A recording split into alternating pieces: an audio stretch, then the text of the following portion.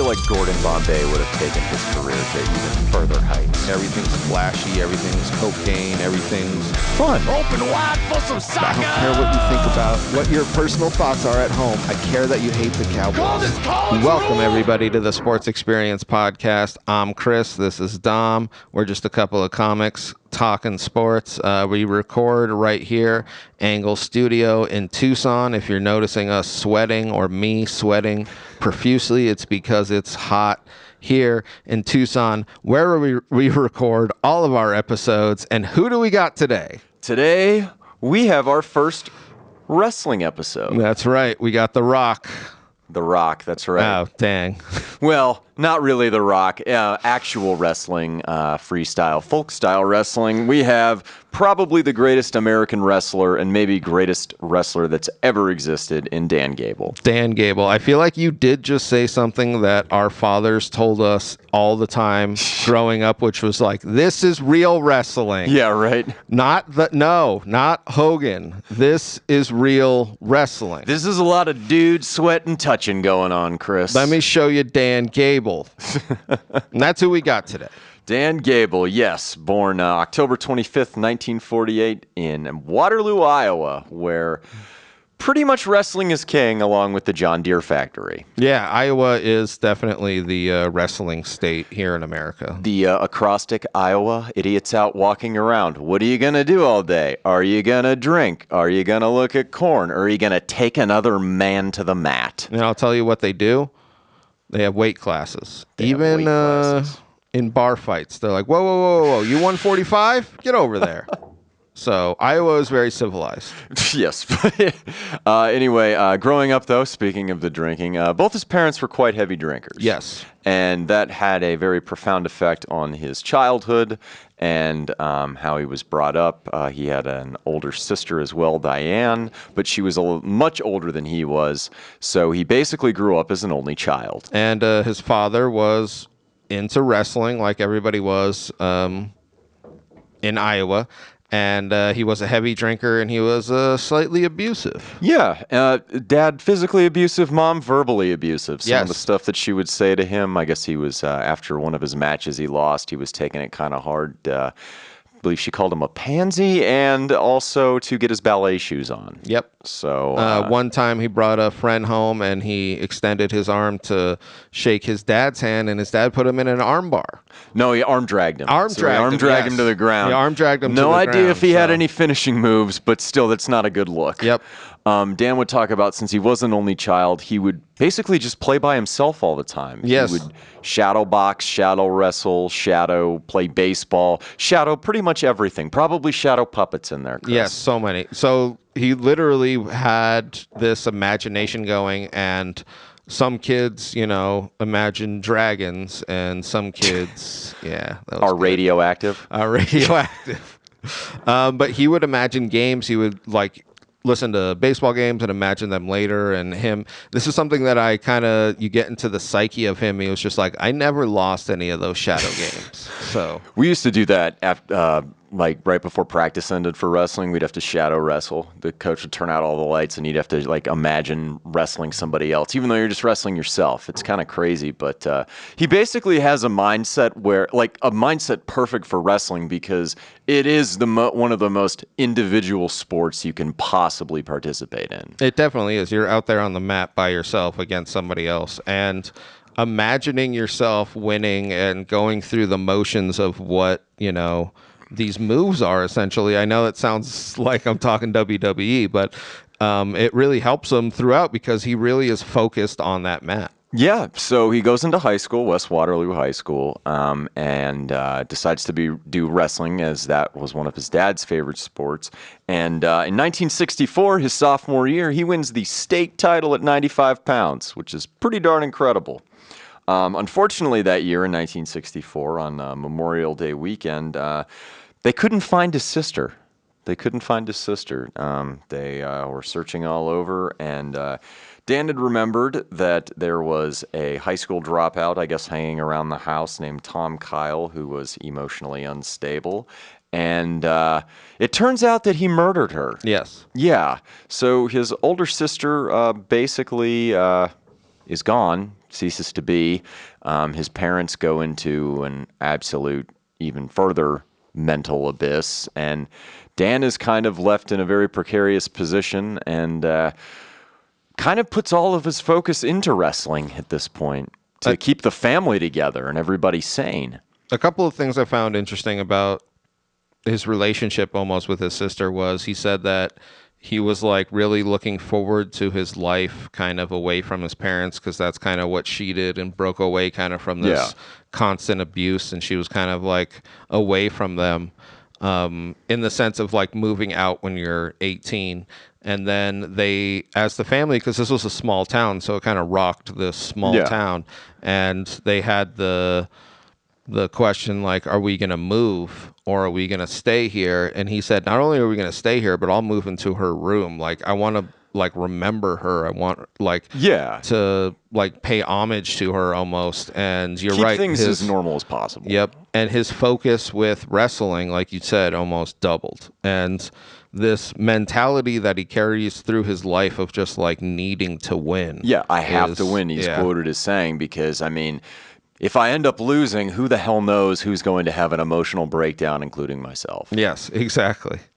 He wins in 1965 and 1966, so 3 years in a row, completely undefeated in high school. And this is the other thing, though, is this is in Iowa with some of the best potential wrestlers going into college, and he is not only winning the state championships in his weight division, but he's gone undefeated. Yeah, like it's not that he's winning state titles. He's not losing at all, which is pretty darn incredible. So every, program in the country wants him. He's recruited by basically every wrestling crazy school, but, due to the situation that he was in, he wanted to stay closer to home, so he attends Iowa State University, a very still wrestling crazed school.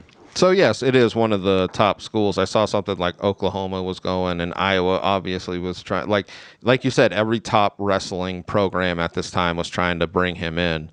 And he chooses Iowa State and proceeds to dominate. Completely dominate, yeah. In 1968, wins the NCAA title. 1969, wins the NCAA title. And dating back to high school, he has won 181 wrestling matches in a row. And something I found interesting about his dominance is you see in wrestling, like a lot of guys will win by points and that kind of shit, but he's out there pinning guys. Yeah. Pinning guys on scholarship, guys that are paid to wrestle, essentially. It was so obvious what just like above and beyond he was with guys in his division. But he was so hyper focused. Like, wrestling was like his own. He had almost an autistic quality about him. His friends even described him as socially retarded. Yes. Like, quoting there. Whoa. But he I think we're not supposed to use the word socially anymore. Yeah, socially. That's the S word now, Chris. Communist retarded. There you go. Democratically social. I thought it was interesting because his friends, he went on a date one time in college. I think it was his senior year in that time, and he said he got home at 3 a.m. like he was like out partying with this girl, and he had like a running 6 a.m. run. At 6 a.m, and he made that decision because he felt groggy all day, and he was just like, I need to do one or the other, and he couldn't divide his focus. But he dedicated his entire soul and time and everything to this one specific sport. And it definitely showed on the mat because he's dominating the hell out of everybody. He would talk about running to class multiple miles each time when he was on campus, doing isometric exercises in class. He had talked about one time in high school, the basketball team is playing on TV. The basketball team in the state tournament, and he's doing push-ups during the commercials. Like, this is the type of laser insane focus that it takes to be a champion in such a mentally and physically strenuous sport as wrestling. His friend said when they would go to the movies, it would be like halfway through and he would just be like, all right, I got to go work out. It's been 45 minutes. It's time for me. It's like, time. I have to. He couldn't sit through an entire movie. As a freshman in high school, he asked the wrestling coach for the key to the gym. Yep. Who does that? Like, that's just incredible. So going into 1971 in the NCAA final, he's basically thought to be unbeatable. Like, there's nobody that's going to take him out. He's going to finish his high school collegiate career without a loss, and he ends up getting to the final match to face sophomore Larry Owings of Washington. And you want to get into this one, Chris, and what happens? Well, I thought it was interesting where Larry Owings came in with a different strategy than everybody else. Everybody would play extremely defensive. They were like aware that he was kind of like a better wrestler. And he came in with the strategy of pressuring him, which Dan Gable just didn't really see that much of, and they really didn't prep for. Well, he had the perfect attitude to face someone like that because his mindset was almost, I have nothing to lose by wrestling him. Everyone expects me to go out there and get my ass beat, but he went in just thinking, I'm going to wrestle my match, and I'm going to take it to him because people are avoiding him. They're almost wrestling scared, and he wasn't scared in this match. Well, something else that I found interesting that we almost didn't bring up was in his sophomore, junior, senior year, guys were either gaining weight or losing weight to not face him in their division. That's how dominant he was looked at. It was just kind of like, no, I'm a really good wrestler, but there's no way I'm going to beat Dan Gable at, I can win an NCAA title plus or minus 7 pounds. Exactly. But there's no chance to do it. Everyone just tried to avoid him. And going into this match, his teammates were talking about, like, when Dan was wrestling, we weren't even really paying attention. We just assumed he would go out there and win, because Iowa State at this time is also competing for a team national championship. Yes. And they go into the match, and Owings takes a 7-2 lead. Yeah, right off the bat, and they were kind of like, whoa. His teammates, they started paying attention at this point. Mm-hmm. And what ends up happening, there's a controversial near-fall points situation towards the end, but Owings ends up pulling it out. He doesn't end up pinning Gable, obviously, but he ends up winning 13-11 and denying him a third straight national title. But Dan's team ends up winning the NCAA title that year. The headline in Iowa was Cyclones win, Gable fails, which is so horrible. Yeah. I mean, they didn't say lost, they said fails. His college record was 117-1. His friend said when he saw that headline, he just started crying. Which, if you think about how much time and effort and energy he put into it, just to have that in big, bold-faced type has to crush your soul. Yep. Like, that has to just be completely ridiculous. There was a story about how afterwards he thought, well, if I failed at this, I'd better start drinking. And when his mom found out, she drove about 100 miles to find him, slap him in the face, and tell him to grow up. Which, I mean, it had to have been just heart-wrenching. And somebody said this, which it's one of these things in sports where if they wrestled 10 times, Dan would have won 9 of them. Well, yeah, and getting into his international career, I'm going to bring this up. He is in the World Championships in Bulgaria in 71, and wins 6-0 at 149.5 pounds. And then in the 71 Pan Am Games, he in Colombia also goes 6-0 and dominates. And the following year, he draws Larry Owings again in the Olympic trials and kicks the shit out of him. Yes, and that's what people are saying. They were just like, you can see it wasn't, and nothing against Owings, but you could see it was Dan Gable losing that match, not necessarily. This was the Dan Gable's revenge tour, I feel like. I believe it was in the World Championships. He was dominating people so much that countries petitioned to have him drug tested 3 times. That was at the Olympics. That was in at the 72. Olympics. Yeah, okay. Because people were just like, particularly all of the Eastern Bloc countries where all of their people are juicing. They're like, he can't be doing this to us. We're already cheating. So let's get into the 72 Olympics, because 72 it Olympics is quite the amazing feat when you look at, and this is the thing that everybody said about Dan Gable in wrestling, is he was kind of a step above everybody in his era in his weight class. Well, when you look at the type of mental and physical discipline this guy had. I mean, that's just what it was. Like, it's that extra effort that just led him to being head and shoulders above everybody. But in the 72 Olympics, they're drug testing him. He's wrestling one of the a guy from the Soviet Union, and he turns the crowd in his favor, like in Rocky IV. Well, it's they can recognize how dominant he was. And I saw somebody say this. They were like, he was beating guys and he was coming off the mat and he wasn't sweating or like breathing hard or like, you know what I mean? He was literally like, no, these guys aren't as good as, you know. He was probably just like, this is why I'm here. Like, this is why I'm here. He didn't even allow a single point. No points to be scored against him. And they tried to disqualify him for having a cut on his eye, too. They're thinking, well, if we can't beat him, we can just take him out this way. But he ends up winning the gold medal in 6-0. 6-0. So no points. I saw this. His teammates tried to carry him off. Yeah. He told them to let him down because he came here to win and he won. So it wasn't like he was just like, no, we'll celebrate. But this wasn't anything that I thought wasn't going to, like, I knew this was going to happen. It's like I was favored. Yeah. You know, like it's not like I pulled off any upsets. I was not the 86 Mets up here. Come on. No, and not going on the airplane and throwing cake and doing some nose candy. That's not Dan Gable's style. Delicious cake. Delicious cake. So he gets back, and he's a national hero in America. Because this is when people watched the Olympics, and the Cold War was going on.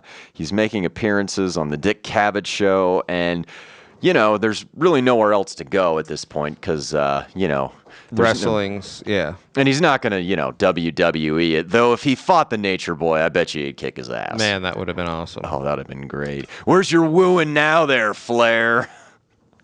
But so he goes into coaching, and everyone's assuming, he's just going to coach at Iowa State because that's where he went to school and that's where he made a name for himself. And that didn't happen, Chris.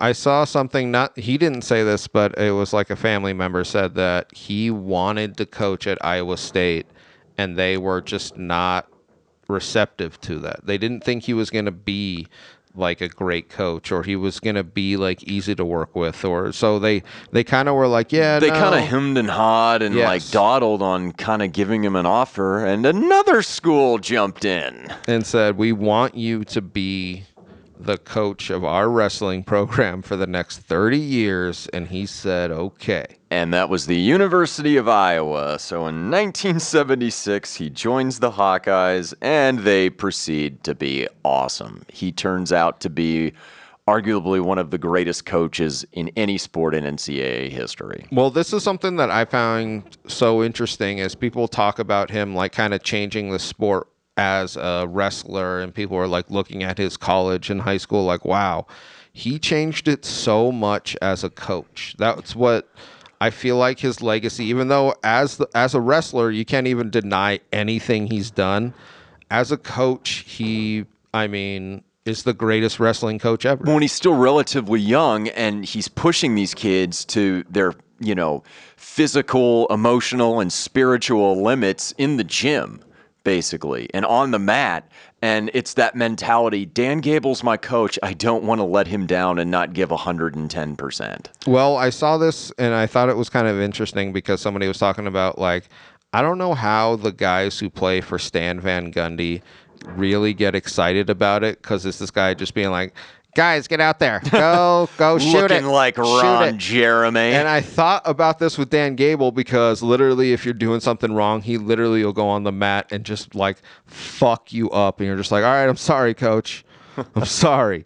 Iowa becomes the standard of wrestling. It's like the mecca of wrestling, essentially. And before this, it was very competitive in the sense that you didn't know necessarily who was going to be national champions. There were, 5-6 big programs, kind of like that kind of shit. I mean, it's interchangeable. I mean, you have your top tier programs kind of switching in and out. Not like this, where he proceeds to win 9, and not him, but his teams proceed to win 9 consecutive team NCAA Division I championships. We're not talking a 3-peat or a 4-peat or even a 5-peat. We're talking minimum 9-peat. We're talking a 69-peat. So So they go to the 87 national championships, and they're going for 10 in a row. And they even have X's, the Roman numeral for 10, on their jersey or on their singlet and on their apparel and stuff like that. And much like 1970, it all comes crashing down. And who does it to them? Oh, those Cyclones from Iowa State end up shitting in their apple pie. Which is such an interesting turn of just such an interesting turn of events, especially with him. And he talks about this where he was just like, how could it not be the last rung, the last, thing that I need that we lose? It was just like my college career. It was just like this. And people were saying like, yeah, nobody's done 9 consecutive championships. Right. And his thing was, yeah, but I wanted 10. Nobody won 17 in a row in college, only to lose the last one, and that's what everyone kind of focused. And it's like all that lost in the shuffle is the amazingness of Dan Gable as a wrestler and a wrestling coach. And the man that really pushed the sport. That's what I think everybody kind of needs to look at, is not just on the mat, but off the mat. Like we were saying, like he trained so hard. He was just so much more of an athlete than a lot of these guys at that time. He was invested with every fiber of his being, basically, I feel like, when it came to just the sport of wrestling. So they have a few down years towards the end of the 80s. But then in 1991, they proceed to win 5 titles in the next 6 years. Yep. That's just ridiculous. Just back to dominance. It's such a... Like I was saying, his college career as a wrestler is great. I feel like as a coach, he was so ridiculously great. I can't imagine what it would be like to wrestle for him. I would be afraid.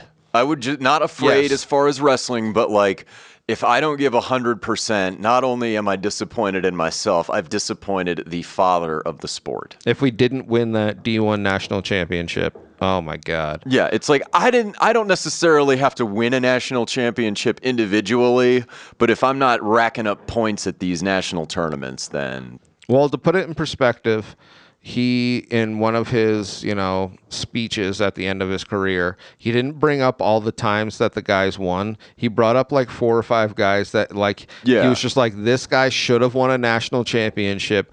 Like that's how it bugged him so much. He didn't have any sons. Those were his sons over the almost 30-year period that he coached. Like it meant so much to him for all of guys to succeed. Yes. No, he was one of those coaches that he cared more than just on the mat kind of thing. Yeah, like he wasn't like just going back home after every day going like, well, yeah, it was a good season. No. He was, he cared more. He cared so much. It was ridiculous. So in December 96, he has to have a hip replacement after an injury. So this is his last year at Iowa, 96, 97. Well, it's one of those things and this is an injury that you always hear is like when you break a hip, you're kind of done.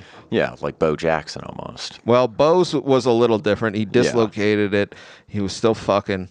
Yeah, he was. Bo was out there. I'm just saying. Bono's fucking, Chris. I think he might have been like 52 or 48 or one of those. But I'm just saying, like, you break that hip at that old age and you're pretty done. Yeah, so they were going for their 15th title in 21 years. Yep. And that season they rack up, and he's like still in like a leg brace and everything in a crutch. They score 170 total team points in the NCAA tournament, which was a record.